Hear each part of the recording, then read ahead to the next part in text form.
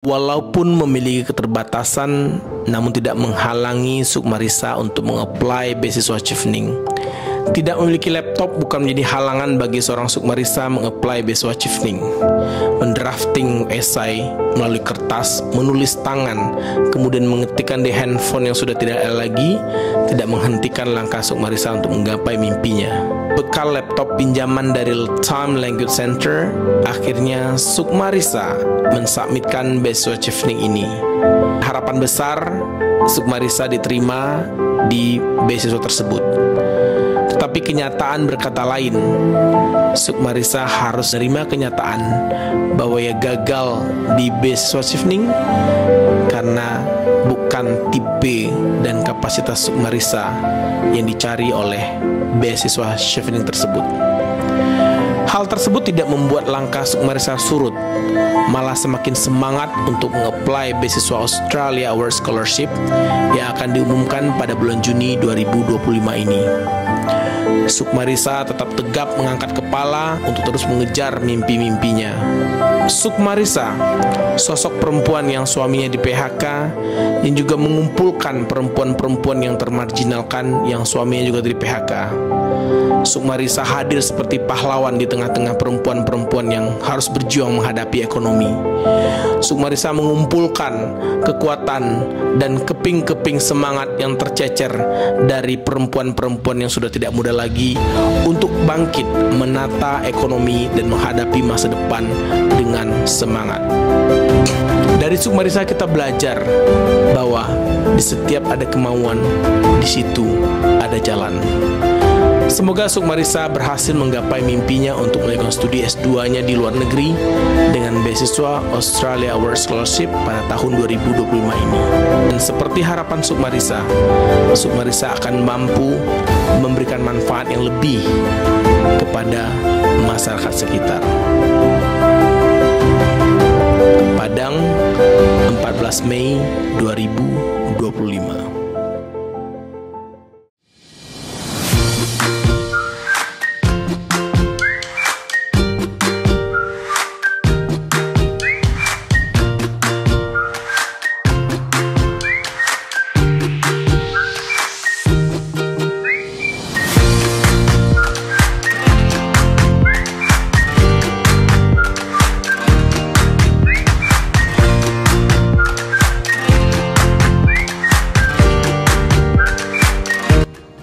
Well timers, jumpa lagi dalam program Apa Kata Mereka. Kali ini kita dari daerah Batang Anai akan mengunboxing salah seorang student time yang luar biasa. Di usia yang tidak muda lagi, sekitar 40 tahun, namun perempuan hebat ini berkarya untuk membangun Indonesia lebih baik di masa depan, terutama di bidang ekonomi. Seperti apa? Check it out. Ya, di belakang saya bisa dilihat para ibu-ibu yang pakaian merah putih, itu menandakan semangat merah putih membara di dada. Nah, mereka adalah perempuan-perempuan hebat yang harus berjuang. Ada suami mereka yang di PHK, ada yang berasal dari ekonomi lemah, tapi tidak memudarkan kreativitas mereka untuk bangkit dan menghadapi dan menata masa depan mereka. Salah satu adalah Sukmarisa, salah seorang student Time Language Center yang berjuang untuk mendapatkan scholarship. Sempat gagal, suami di PHK, tetapi harus memutar otak bagaimana harus bangkit, memperjuangkan masa depannya. Membangun ekonomi lokal dengan mencintai produk Urang Awak adalah brand dari UMKM Asia Mega Permai. Cintai produk Urang Awak dan brandnya adalah OK Clean. Nama saya Susi Orneti, panggilan sehari-hari Neti atau Net. Umur saya 60 tahun. Pekerjaan saya ibu rumah tangga, punya anak 1, suami sedang pengangguran. Nama saya Dermawati Batubara. Umur saya 53 tahun. Saya profesi ibu rumah tangga. Nama saya Elva Mudia, panggilan El. Umur 47 tahun. Pekerjaan ibu rumah tangga. Suami pekerjaannya sopir. Ya, belum Pak, tapi dirumahkan aja dulu. Nama saya Nurtati, panggilan saya Tati. Umur saya 58 tahun. Suami bekerja sebagai apa, Bu? Berkebun petani. Namanya Ibu Evi, umur 54. Saya ibu rumah tangga. Kebetulan suaminya kan kerjanya di pabrik, sedang terdampak efisiensi dan dirumahkan. Nama saya Marioza, biasa dipanggil dengan Uja, 30 tahun. Alhamdulillah suaminya 1. Ibu Ica menyampaikan sesuatu yang bermanfaat bagi kami. Untuk beberapa teman setuju dengan keinginan Bu Ica. Akhirnya kita memutuskan dengan beberapa anggota untuk membuat usaha UMKM ini. Dan alhamdulillah sudah berjalan kurang lebih 8 bulan.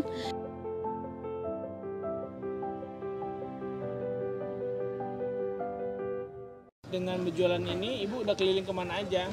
Kagor Pak, tuh di komplek-komplek. Tuh tempat posyandu ya, tempat orang penginapan Pak. Membantu nggak Bu? Walaupun sedikit banyak membantu nggak ke ekonomi keluarga nih Bu yang Ibu lakukan hari ini? Alhamdulillah. Iya Pak. Berapa dapat Bu sekali pembagian hasil? Ya sekitar 50-an dulu Kak. Bagi hasil berapa kali dalam sebulan? Baru 2-3 kali baru Pak. 2-3 kali baru bagi hasil. Kenapa masih bertahan? Kalau bagi hasil sedikit, kenapa Bu masih bertahan? Masih bertahan tuh untuk ingin mempunyai ilmu yang banyak seperti Ica Pak. Anak berapa Bu anak? 3. Usianya? Usia yang besar 25 tahun, yang nomor 2 22 tahun, yang kecil 11 tahun. Proses bekerjanya ada nggak ribut-ribut, heboh gitu? Oh, belum ada lagi Pak, akur-akur aja semua Pak. Cerita-cerita lapau. Cerita-cerita di produk. Ya. Ada sekali di bukulnya mengatur bana ada nggak? Ada Pak. Ada seketek-seketek lagi. Sama siapa Ibu berkonflik? Jujur aja. Internet. Internet. Jadi kemudian yang paling ini. Cerewet. Saya terima aja. Kalau Bu Ica cerewet nggak? Cerewet. Satu kata dong buat Bu Ica Bu. Bu Ica itu memang super orangnya, semangatnya tinggi Pak. Semangat tinggi seperti Bu Ica yang punya. Konflik sesama anggota pernah ada? Ada juga Pak, Sama sekali. siapa? Ibu Neti. Ya sama-sama lah, mungkin pas kadang produksi kan ada pas kita kan kadang produksinya nggak selalu bagus. Kadang ada mungkin ya agak-agak sedikit bermasalah. Oh gimana ini ya kan gitu ada juga Pak. Kenapa Ibu ikut program ini dengan Bu Ica? Karena saya sebagai inspirasi diri saya sendiri untuk bergabung dalam masyarakat dan supaya ada kegiatan dalam kegiatan rumah tangga. Seperti apa Bu sulitnya hidup saat ini? Kalau sulitnya Pak memang agak sulit, tapi belum sulit betul karena keadaan sekarang memang susah dengan biaya dan sebagainya.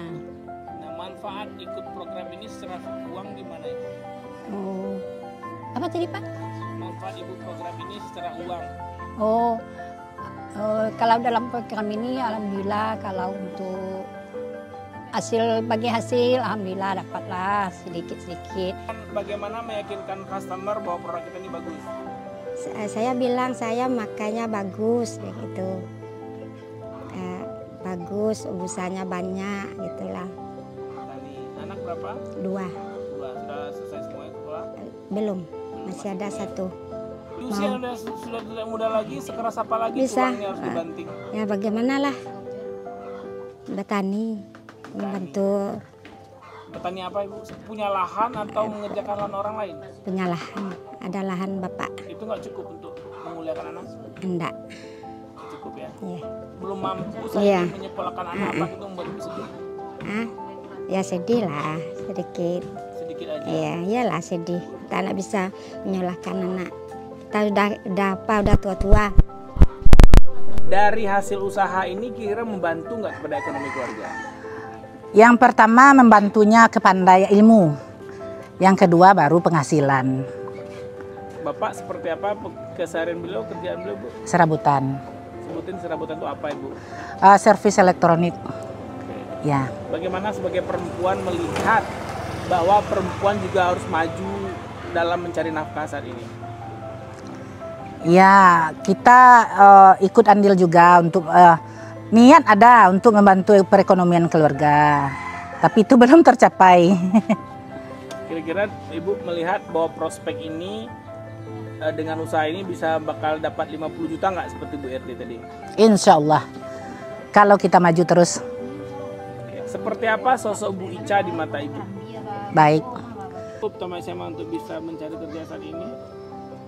Alhamdulillah bisa Pak, cuman memang kalau untuk sekarang untuk di Padang kayaknya kurang ya Pak ya. Jadi kalau untuk SMA itu mesti niti karir yang agak jauh kayaknya Pak kerjanya, entah keluar negeri, entah keluar kota gitu Pak. Karena di Padang memang sangat susah untuk mencari pekerjaan untuk sekarang. Sempat menjadi tenaga kerja di Iya, saya sempat menjadi tenaga kerja Indonesia di Malaysia Pak. Selama 3 tahun di bidang operator, memproduksi termos untuk minum air panas. Kenapa balik lagi Indonesia? Mungkin usia sudah saat itu udah masuk 24, jadi pengen menikah ya Pak ya. Jadi saya pulanglah ke Indonesia.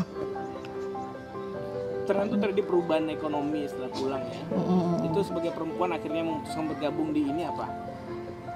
Agar ada aktivitas selain bekerja di rumah Pak ya. Karena katanya kan ibu-ibu cuman bisa di dapur, di sumur, dan di kasur. Jadi kita akan membuktikan tidak hanya itu, bisa beralih ke entah seperti UMKM ini lah Pak, memproduksi dengan hasil jerih payah sendiri. Ini kan belum seberapa hasilnya, itu gimana dong? Ya makanya kita harus usaha dulu ya Pak. Jadi dia dengan tahapnya Pak. Harus sabar, melangkah dengan tahap-tahapnya. Kita tahu sekarang ekonomi begitu sulit, Indonesia ekonominya sedang tidak baik-baik saja. Jadi pertama tujuan saya itu untuk menjadi seorang guru. Guru itu ditujukan untuk menjadi seorang PNS. Dan sudah saya impi-impikan, tapi ternyata gagal dan tidak bisa mencapai impian saya. Jadi saya mencoba untuk memutar kendali bagaimana ya ilmu saya ini bisa bermanfaat walaupun tidak punya murid atau tidak punya siswa di sekolah. Jadi saya memanggillah ibu-ibu teman-teman saya di sekitar rumah untuk membuat sebuah usaha, dan membuat sebuah yang usaha itu bukan usaha yang cuma-cuma ya, tapi bisa bermanfaat bagi kita dan ekonomi keluarga kita. Sebagai seorang sarjana, apakah Bu Ica menganggap diri Bu Ica gagal untuk mencapai mimpinya? Kalau saya bilang belum gagal, karena kalau gagal itu kalau orang bilang titik, tapi saya belum titik, saya koma, masih bisa ada kalimat yang lainnya lagi. Karena untuk kedepannya saya masih berusaha untuk mengembangkan usaha dan bisnis saya. Saya berusaha untuk menjadi sukses dan membawa ibu-ibu semua yang sama dengan latar belakangnya dengan saya, yang kurang beruntung juga dan ekonominya juga lemah. Insya Allah kami berusaha untuk meningkatkan perekonomian kami masing-masing di keluarga terutamanya. Ya, di tengah badai PHK yang melanda Indonesia saat ini, banyak perusahaan-perusahaan yang tutup, ya, seperti ini liputannya. Nah, kita bisa lihat banyak bahwa perusahaan-perusahaan di Jawa, Sumatera, mostly Indonesia yang tutup. Dan situ juga ada perempuan-perempuan dari para suami-suami yang akhirnya mereka menerima kenyataan pahit bahwa suaminya harus berhenti bekerja. Sebagai perempuan, boleh di-share dong perasaan pertama mengetahui waktu suaminya itu di PHK seperti apa sih Bu Ica? Kalau untuk kita tahu itu seperti disambar petir rasanya, karena kita punya anak, punya kebutuhan keluarga, dan punya sesuatu yang harus kita penuhi di dalam hidup. Tapi itu tidak bisa ditolak, malah tidak dapat ditolak. Jadi saya mencoba mendukung lagi suami saya untuk bisa bangkit, dan selain itu saya juga mendukung suami saya bagaimana kalau saya juga ikut membantu perekonomian.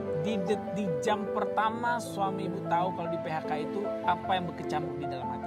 Perasaan begitu berkecamuk karena masa depan yang kami impi-impikan menjadi pupus di saat itu juga gitu.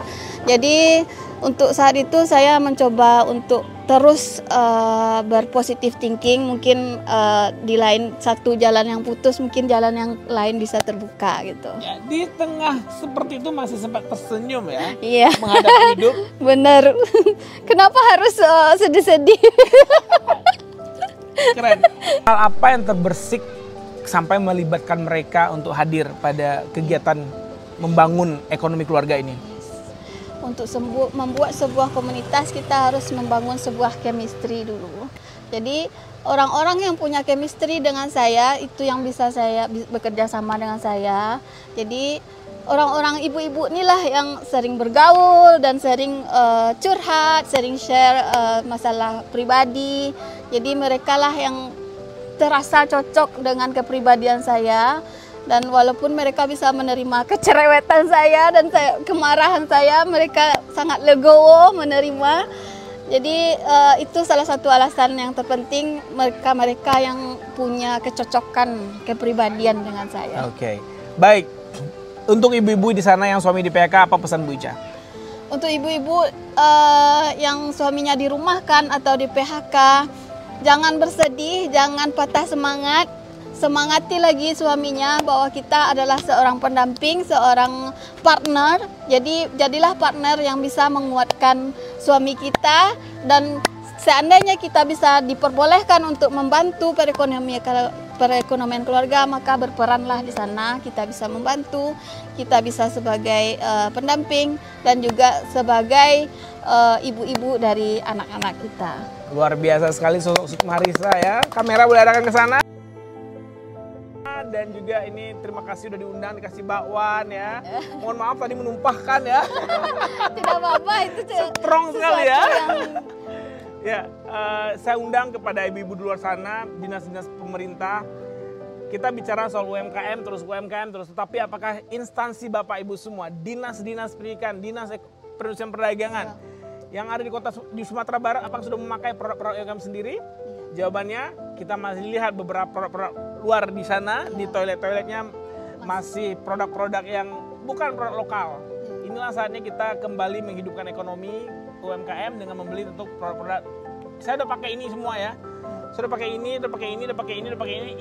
Ini belum. Ini udah dipakai juga. Semua udah saya pakai dan saya rutin beli ini. Ya. Ini mumpung ada sebuah brand besar di dunia lagi diboykot, kita harus beralih ke produk-produk dalam negeri khususnya UMKM. Harga murah, terjangkau, kualitas nggak kalah beda. Terima kasih banyak di hari Senin ini yang cerah. Cuaca sebenarnya semesta juga mendukung kita semua untuk hadir pada pagi hari ini. Dan juga mudah-mudahan ini menginspirasi kaula muda di sana yang nonton video ini. Dan kita doakan bersama-sama semoga Bu Ica lulus beasiswa Australia Award Scholarship pada periode 2025 ini. Dan kuliah nanti di Februari 2026 di Australia dengan jurusan Manajemen Sumber Daya Manusia. Manajemen Sumber Daya Manusia, sehingga manusia-manusia di sini juga terberdayakan semuanya. Diberdayakan dan berpendidikan. Terima kasih banyak, sampai jumpa. Assalamualaikum warahmatullahi wabarakatuh.